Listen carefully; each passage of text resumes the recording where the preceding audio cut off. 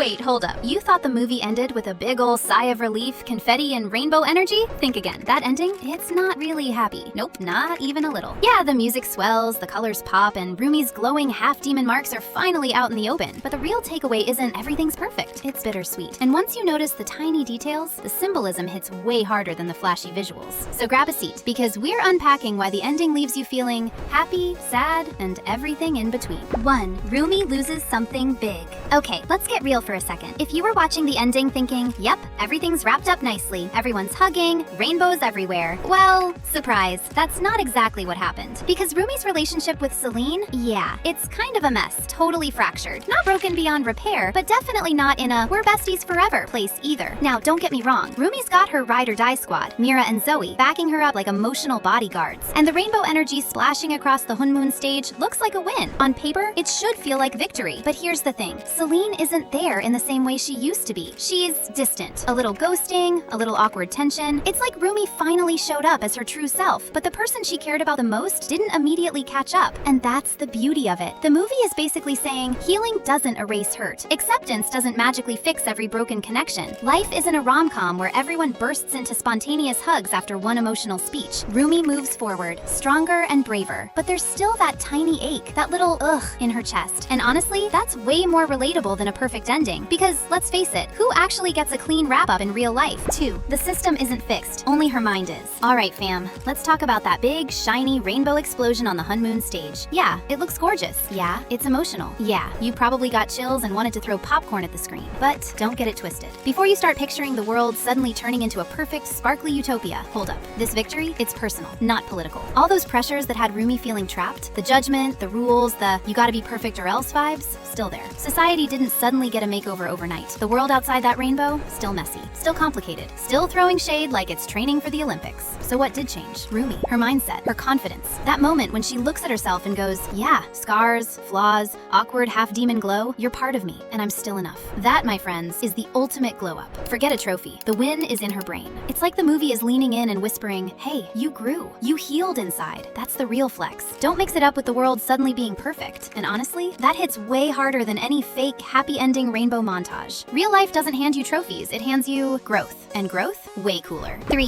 Healing is ongoing, not completed. Alright squad, let's get real for a sec. Healing? Yeah, it's messy. Like spilling a giant tub of rainbow paint on your carpet messy. And the movie, it doesn't hand us a neat little happily ever after gift basket. Nope. No perfect shot of Rumi fully healed, glowing like she just walked out of a self-help ad, living in rainbow utopia with confetti falling from the sky. Sorry, that's not how life, or this movie, works. Healing isn't a switch you flip. You don't just wake up one morning, toss all your scars in a backpack, and strut around like, I'm fine now, world. Nah, you trip, you cry, you overthink the tiniest things like, did I really just glow that bright in front of everyone? And yeah, sometimes you look ridiculous doing it, but that's the point. The film leaves the ending open so we feel both the sweet victory and the lingering sting. Life isn't perfect, but it can still hit hard in all the right ways. Bottom line, the ending isn't perfect, it's honest. And honestly, that's way better than some fake, sparkly, everything's fine montage. Life is messy, funny, painful, and kind of amazing all at once. And if a movie can make you laugh, cry, and cheer at the same time, well, that's just straight up genius. So yeah, the movie's ending, bittersweet. Glowing rainbows, soaring songs, and half-demon powers aside, it's about fractured relationships, personal growth, and the messy, ongoing journey of healing. Now I want to hear from you. What part of that ending hit you the hardest? Did you notice the rainbow was personal, not political? Or the fracture with Celine? Drop your thoughts in the comments. Smash that like button if this breakdown hit home, and don't forget to subscribe for more dives into the movies that sneak in the real-life lessons you didn't see coming.